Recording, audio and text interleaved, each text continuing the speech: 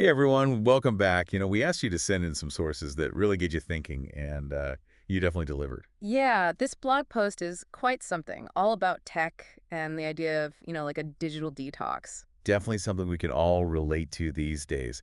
And that's exactly what we want to dive into today. We'll unpack this blog post, pull out those golden nuggets, and hopefully give you some food for thought when it comes to your own relationship with tech. It's a tricky one, right? Mhm. Technology can be amazing, but also sometimes it feels like it's kind of hijacking our attention and our peace of mind. Right, it's like this constant push and pull. We can't live without it, but do we really live with it? Exactly. And that's where this digital detox idea comes in, right? But before we even get there, I want to pose a question. Just think about this for a second. When is the last time you were truly alone with your thoughts? Like no phone, no notifications, just you and your brain. What comes up for you when you really consider that? It's funny. That's pretty much the first thing this blog post makes you do. Stop and think about something we all do, like automatically every day, just being glued to our devices. And it really sets the scene for this feeling that, tech promises so much, like instant information, feeling more connected, being super efficient. But a lot of times it doesn't really feel like that, does it? Not always. In fact, it can almost feel like the opposite, right? The blog post talks about this feeling of being trapped. Like we have more tools than ever, but feel more scattered, overwhelmed even. Yeah, and we're bombarded with content, but it doesn't necessarily mean we're thinking any more clearly. And it also points out how we can be constantly connected online but still feel isolated. So it makes you wonder if it's the technology itself, or maybe it's the deal we've made with it. Did we forget to ask what it was costing us? That's a really good point. It's about taking responsibility, right? Like, do we feel like we're in control of our tech or is it controlling us? All this, feeling scattered, not being able to focus, even with all this information at our fingertips, maybe it's a sign we're losing control of our own attention. It's a scary thought, but maybe that's why this idea of a digital detox is so appealing. Absolutely. It's like hitting the reset button. But, the blog post actually suggests a gentler approach, something more sustainable. This idea of like tapering off instead of going cold turkey. Right. That makes a lot of sense. Yeah. Small steps, right. Yeah, sure. Like that last call rule they mentioned, putting away screens an hour before bed. Uh-huh. It's so tempting to scroll until the very last second, but we all know it messes with our sleep. No doubt. There's a whole science behind it. It's called sleep hygiene, and a big part of that is limiting blue light from screens. Blue light messes with your melatonin, which is what tells your body it's time to sleep. So putting the phone away gives your brain a chance to wind down. Makes sense.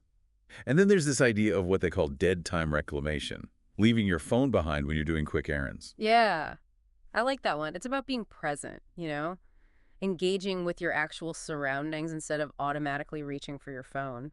And there's analog substitution too, like swapping out one digital habit for a real world one each week.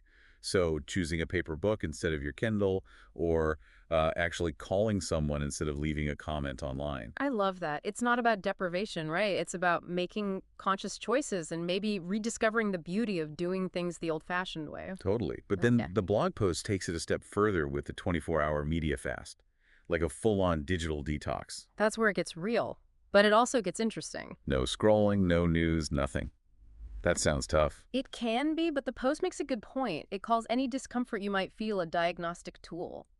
It's not about punishing yourself, but learning something about yourself. Like those cravings you get when you're trying to quit sugar, except it's for your phone. Exactly. It's all data. It shows you where you're most dependent, what your triggers are, and that self-awareness is powerful. And it's not like we're the first generation to struggle with this.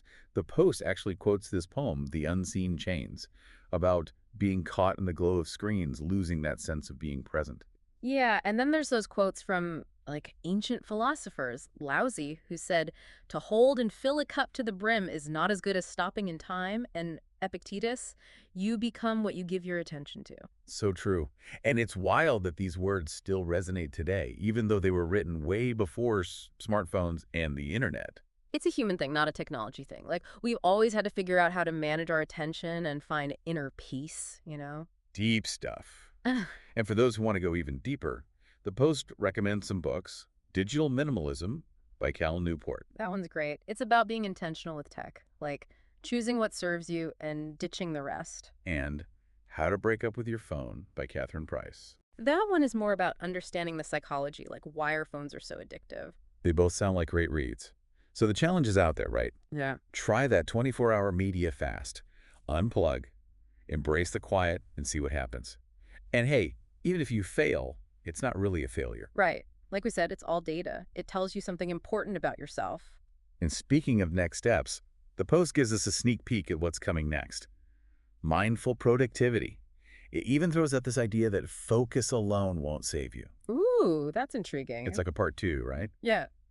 Now that we're hopefully more aware of our tech habits, how do we channel that newfound focus? How do we make sure we're working smarter, not just harder? I'm definitely looking forward to unpacking that. Me too. Okay. So just to be super clear, we're not saying tech is evil. It's about being more conscious, more in control. Absolutely. It's about using tech as a tool, not letting it use us. So take that challenge, try the 24-hour fast, embrace the quiet, and see what you discover. Whatever comes up, it's valuable information for you. And maybe check out those books. Definitely. And join us next time as we continue this conversation about reclaiming our attention, our focus, our lives. Can't wait. See you then.